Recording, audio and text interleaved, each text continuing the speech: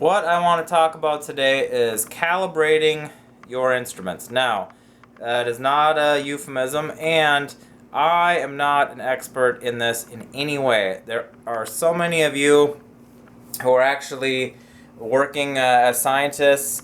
You know way more about this than I do. My point is, if you have never heard of this, or you have never thought about doing this, it's something worth considering. Now, I did do a video. I calibrated my Erlenmeyer flask, and I found out that the markings on the flask for the volumes were a little bit off. So I did do a video on that.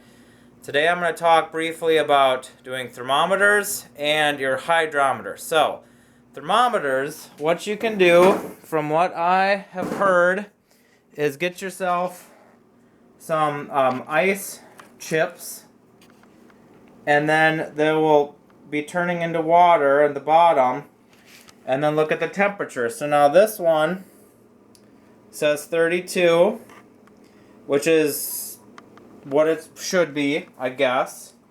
Oh, this one's changed a lot now. Now this one,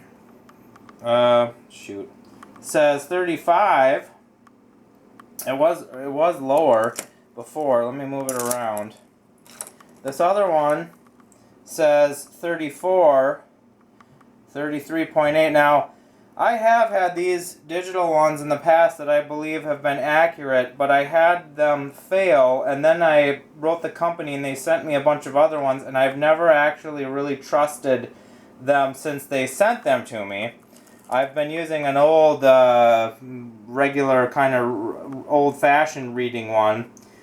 So 33.6, 33.8, so those are pretty close to each other. And this one is coming in at 32. So basically, they're all pretty close. It should read 32, which, again, I can't argue definitively, then you could say, well, okay, these ones are reading a degree high, so then when I'm doing my readings, I need to make an adjustment. So now the other thing is the hydrometer. Let's see what my temperature is of this water right now, and what we're trying to get it to be is 60. So let's see, it might be a little high. So let me see if I can dial in this water at 60, and then we'll come back. Okay, this thing is fluctuating back and forth between 60 and 62, kind of depending on where I stir it. I had some ice in there, I took it out. It's, if I have it up high, if I put it down low, I'm trying to get the whole, reading of the whole thing here. It's about 60. So, what we're going to do is put the hydrometer in there. Now, I have done this before, and this thing should be at 0, but I did it before, and it was reading low. I haven't done this for a while. Hopefully I can get it to focus. Oh, jeez. Alright, so, you can see it there. What if I can do this here? Let's see if this will work.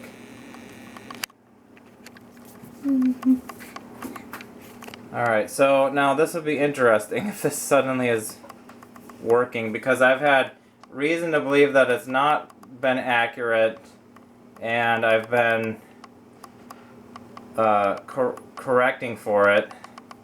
But now it looks like it's being more accurate. So, what is a girl to do? But anyway, maybe it's accurate now. Maybe the time I did it before was off. Maybe I was using a thermometer that was off. So it is looking like it is pretty much accurate now. At 6 degrees, it should be 0. There may be elevation concerns, and there's a lot of probably other factors. I don't think that they necessarily apply to me. And again, the whole point of this is, if you think your readings are a little goofy, if they don't make a lot of sense, if your temperatures are erratic and your performance is not what you expect. These are some things that you can do. Certainly go do more research than I have given you if you really want to look into this. But I just thought if you've never thought about this, that you should at least give it some consideration and think about trying it. And that's it. Catch you later.